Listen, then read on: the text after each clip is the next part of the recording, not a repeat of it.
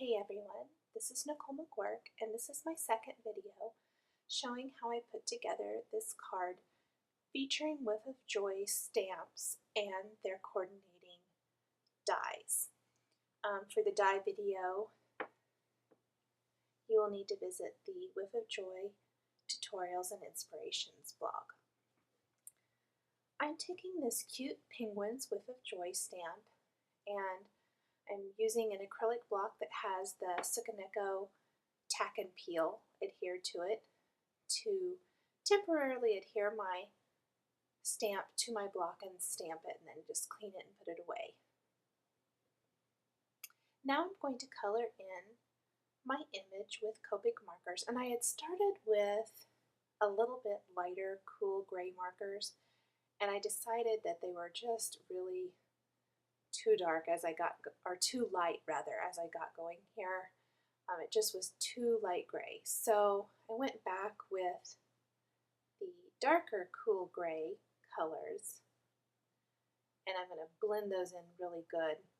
I just thought there was just too much differentiation in color, and I really wanted it to be closer to black, but still have that nice shading that Copic markers are known for. Excuse me.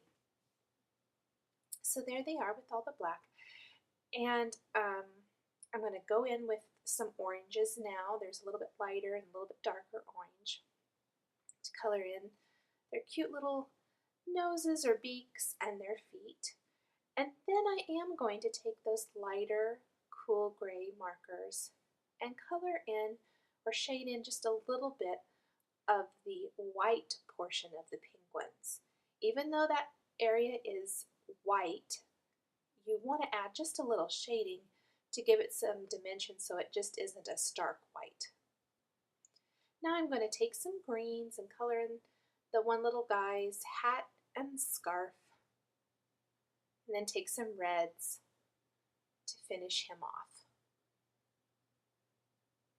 And I'm using just a couple colors of each, one lighter and one to shade it just a little bit or blend it. And since it's such a small area, you don't really need to go back with your lighter color and blend like you would in a bigger area. They'll just naturally kind of blend together there. On the other little guy, I did some red for his hat and then some really light grays like I did for the white on the penguins for the trim of his hat and the ball on top. And now I'm taking my browns, and I did what kind of the opposite of what you're told to do for Copic coloring, and I did my darkest first, and now I'm going back with my lighter and blending it all together. And I'm using 3 shades of brown for the sled. A little bit of really light blue for a couple of pieces of snow there that are on the sled. Decided didn't see those very good, so I did go back with a little bit darker. And that's all I did for that. There I took a piece of gray cardstock from Paper Tray Ink, cut it in half lengthwise, and now I'm using the Martha Stewart scoreboard to score my card in half there at 5.5 inches. I really like this kind of presentation for card. I use it a lot. The scoreboard just gives a really lovely, even fold to your card, or professional look. Just have some white scrap paper here that I need to use. I'm going to use a Tim Holtz embossing folder for Sizzix with my Sizzix Big Shot die cutting machine, and you want to use it with all the tabs out there with just holding or just using that back plate for the cutting mat there, and then put your cutting mat, put your paper in the embossing folder and the other cutting mat on top and run it through. You can see that it gives, this is the dot matrix, and it gives a really defined pattern. Very nicely dry embossed. Run it through again. Again, the sandwich is your platform with all the tabs open to that very last page, your cutting mat, your embossing folder with the paper inside, and another cutting mat. Now I'm simply taking my Tim Holtz scissors, and I'm just kind of cutting a rounded edge, or just kind of a wavy edge to these pieces of paper. I'm wanting them to be some snow for my card. I'm just going to move them around until I get them the way I like them. No real right or wrong. I kind of want it to look like he's sledding down the hill, so I'm going to quickly die cut my background paper. The snowflake paper is some Whiff of Joy 6x6 paper. They have a little paper pad that coordinates with a lot of their holiday images this season. And I'm going to adhere that embossed white cardstock there to the bottom of my snowflake pattern paper and trim off all the excess with my scissors.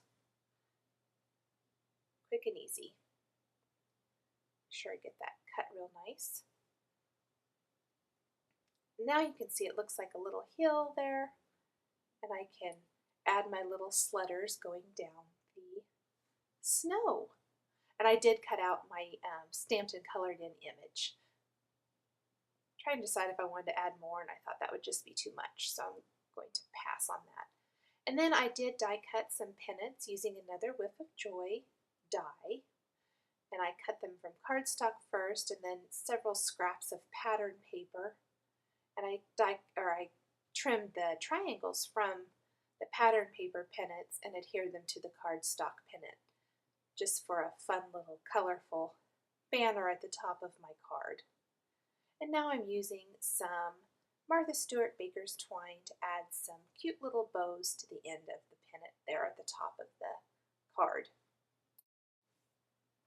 And finally, I'm going to punch a couple holes in my stamped and die cut fancy shaped label here. This is also from Whiff of Joy, and it's covered in the other video tutorial over on the Whiff of Joy Inspiration and Tutorial blog.